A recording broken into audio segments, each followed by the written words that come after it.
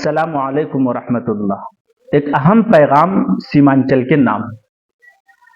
سیمانچل میں ایک بہت ہی ہنگامہ اور گہما گہمی چل رہی ہے۔ بہت سارے کینڈیڈیٹ ایسے ہیں جن کو ٹکٹ نہ دینے پر ناراضگی کا بھی اظہار کیا ہے، اور طرح طرح کی ویڈیوز ہمیں سننے کو ملتا ہے۔ بہرحال بہت ساری باتیں ہیں، تو میں نے سوچا کہ میں بھی کچھ اپنا اوپینین، اپنی رائے رکھوں اور ایک اہم پیغام سیمانچل والوں کو دوں، خاص طور پر سیمانچل کے علماء کرام کو۔ سیمانچل آپ جانتے ہیں کہ ایک بہت ہی خستہ حال علاقہ ہے، بہت ہی غریبی علاقہ ہے، اور یوں کہا جائے تو بیجا اور مبالغہ نہ ہوگا کہ جس طرح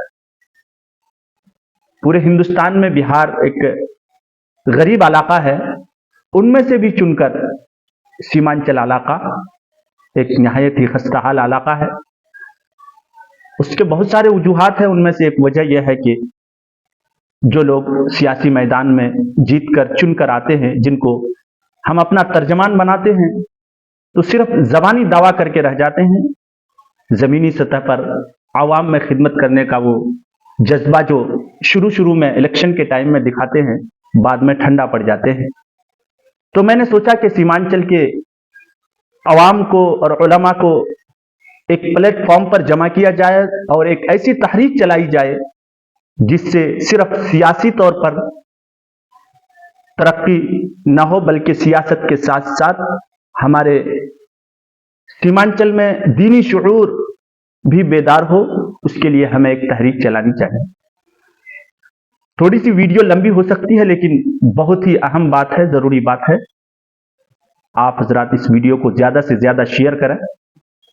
دیکھیے، سیاست دین کا ایک حصہ ہے، اور اس پر ایک نہیں، میں ہزاروں مثال دے سکتا ہوں۔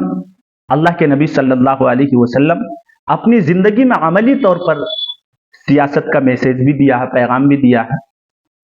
مثال کے طور پر اللہ کے نبی سرکار مدینہ صلی اللہ علیہ وسلم نے جو صلح حدیبیہ کے موقع پر دب کر صلح کی تھی، آپ حضرات جانتے ہیں کہ کتنا دب کر صلح کرایا گیا، اور اللہ کے نبی اس پر راضی ہو گئے۔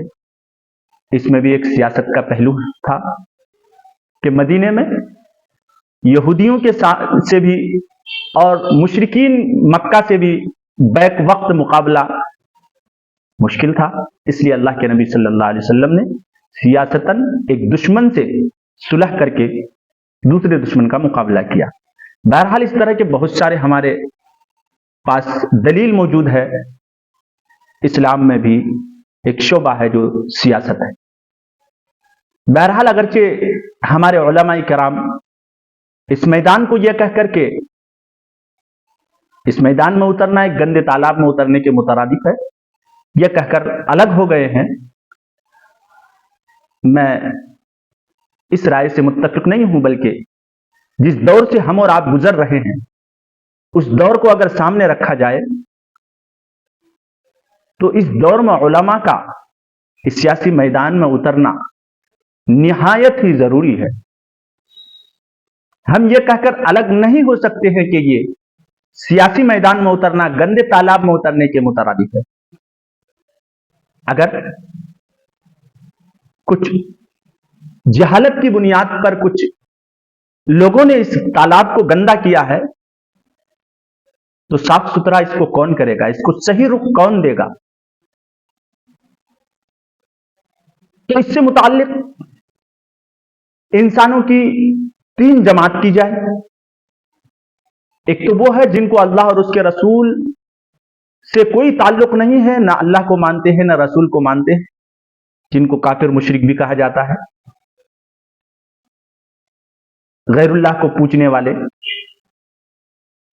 تو اس جماعت سے اگر ہم امید رکھتے ہیں کہ اس گندے تالاب کو یہ صاف کریں گے اور صحیح رخ دیں گے، تو میں ڈنکے کی چوٹ میں اعلان کے ساتھ کہہ سکتا ہوں کہ قیامت تک یہ امید پوری نہیں ہو سکتی ہے۔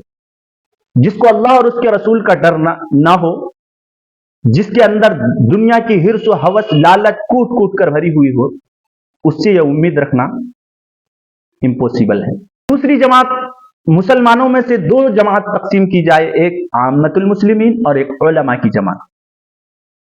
आमतुल मुस्लिमीन में से जिनको इतना अल्लाह और उसके रसूल का डर और खौफ न हो, अगर इस सियासी मैदान में उतारा जाए तो वो भी इस गंदे तालाब को साफ करने के बजाय और गंदा करेंगे। जिस तरह गैर इस सियासी मैदान को गंदा कर रहे हैं और गंदे करते जा रहे हैं, उससे तो उम्मीद हमें 1% भी नहीं है। आमतुल मुस्लिमीन में से जो लोग इस मैदान में उतरते हैं दुनिया की हिर्स, लालच, हवस लेकर, उससे भी हमें ज्यादा से ज्यादा 50% उम्मीद है, उससे ज्यादा की उम्मीद नहीं है।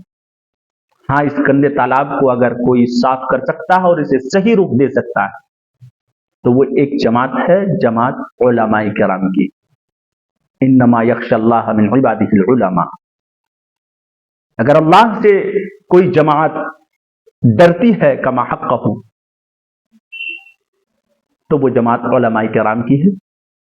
इससे थोड़ी बहुत उम्मीद लगाई जा सकती है कि इस सियासी मैदान को सही रुख दे। आज बड़े अफसोस के साथ ये बात कही जाती है कि उलमाए किराम को इस मैदान से दूर रखा जाता है। जैसा कि हाल ही में आपने देखा होगा, सीमांचल में मौलाना अब्दुल्ला सालिम साहब सियासी मैदान में उतर रहे थे कि उनको टिकट न दिया गया, ये समझकर कि अगर ये तालाब साफ हो गया तो फिर हमारी कमाई खत्म। तो मैं एक राय देना चाहता हूं सीमांचल के उलमा को कि वो एक तहरीक चलाएं और जमीयत उलमाए सीमांचल के तहत एक तहरीक चलाएं और सीमांचल के उलमा इस मैदान में उतरे, ताकि जो हमारा गरीब इलाका है उसमें जमीनी सतह पर भी तरक्की हो और साथ साथ दीनी दुनियावी तरक्की के रहबर बनकर हम आगे बढ़े, कदम बढ़ाएं और तरक्की के लिए हम एक मिशन चलाएं। तो इंशाअल्लाह आगे चलकर हमारे सीमांचल एक मिसाल बन सकता है। अल्लाह ताला हमें और आपको अमल की तौफीक